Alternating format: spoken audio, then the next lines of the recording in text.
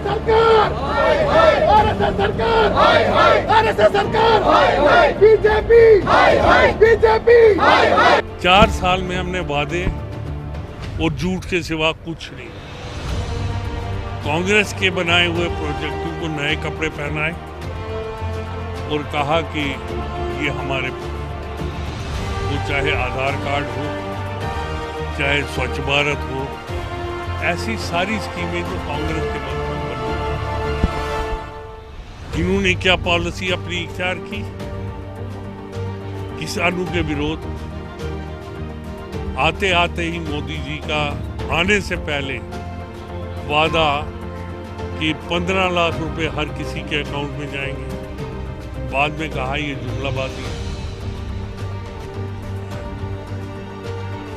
उसके बाद इनका नोटबंदी कि हम कम से कम 10 लाख करोड़ बचाएंगे।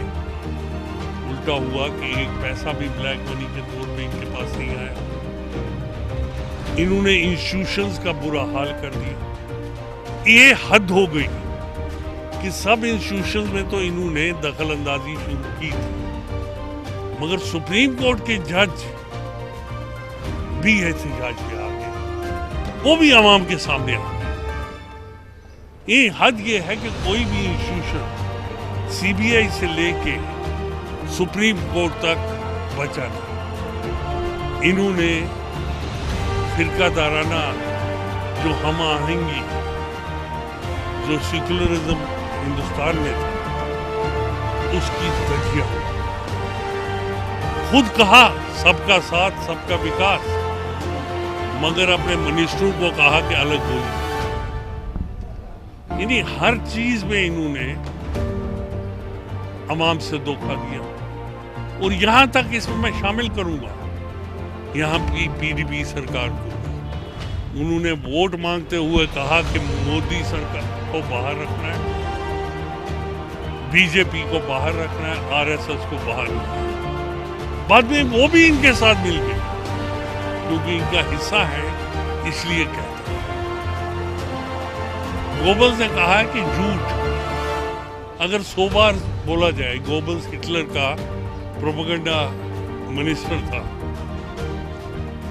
इन्होंने भी वही पॉलिसी अपनाई। झूठ झूठ और कुछ नहीं। कहते हैं ना, अदालत में कहते हैं कि मैं सच बोलूंगा और सच के सिवा कुछ नहीं बोलूंगा।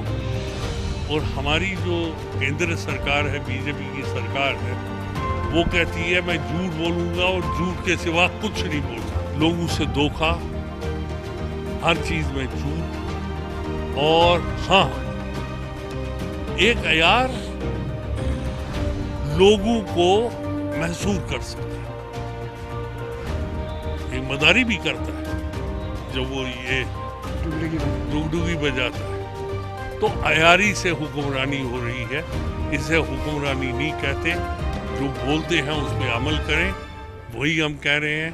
और हम कह रहे हैं कि विश्वासघात जो इस हिंदुस्तान के 120 करोड़ लोगों के साथ